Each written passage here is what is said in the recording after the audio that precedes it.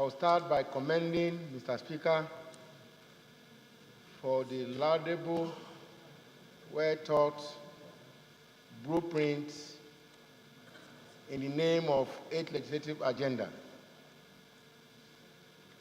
I want to contribute in the area of review of budgetary process. There's every need for us to check and leave this traditional approach of incremental budgetary system. Like my colleague said earlier, this system boasts corruption. And it's high time, by this radical review, that we abandon the incremental approach of budgetary system to the zero-based or plan-program budgeting system, whereby budgeting is based on needs. You don't continue to increase in percentage, facts and figures because the annual budget have expired.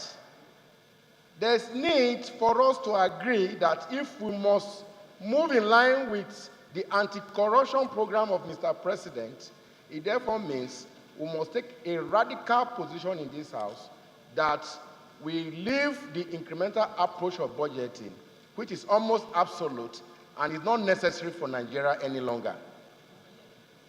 There is every need for us to ensure budget compliance. We must be sincere with our supervision of various ministry departments and agencies, whereby annual budgets are complied with stricto facto, because this is where checks and balances can be ensured.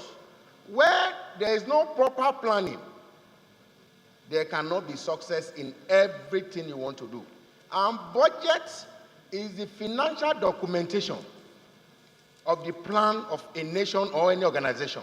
And that is why we must give a lot of emphasis on our budgetary system. It is only when our budget system is successful that we can succeed in most of the things we want to do. So, Mr. Speaker, honorable colleagues, I want us to give a serious look on the budget of the Federal Republic of Nigeria to ensure that proper controls, feedbacks are ensured as at when due. I want to believe that most of the time, after the end of the year, after the end of the accounting year, there is usually no room for appraisal of the budget. We must have to look into that after the budgets have expired, the actual performance and the budget must be compared, and what actually have taken place to ensure that the actuals is actually in line with the budget, with the estimates. If there is deficiency, be it deficit or surplus, we should be able to know and recommend for future decisions. This is my contribution in the area of budget. I want to equally contribute in the area of diversification. We have over-concentrated on oil.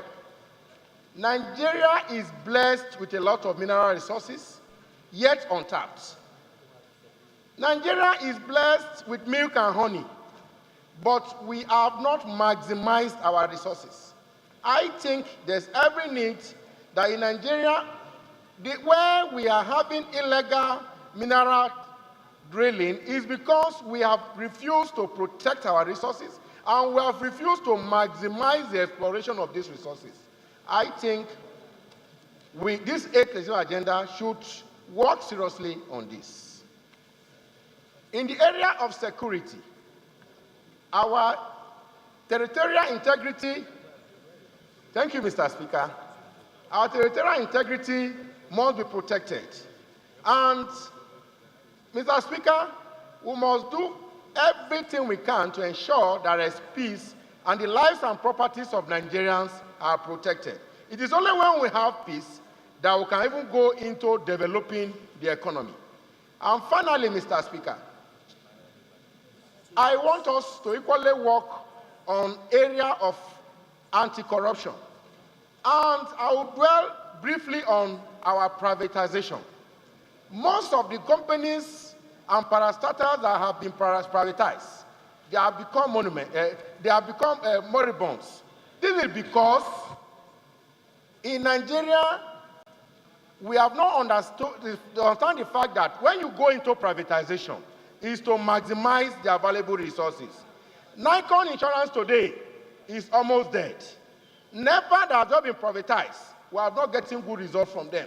Nitel is dead, and many more of these companies that have been privatized. We should go into privatization with reality. Whenever we are going to privatization, let us hand over company to companies that can maximize and promote the organization and improve the economy of the country. I want to thank Mr. Speaker and my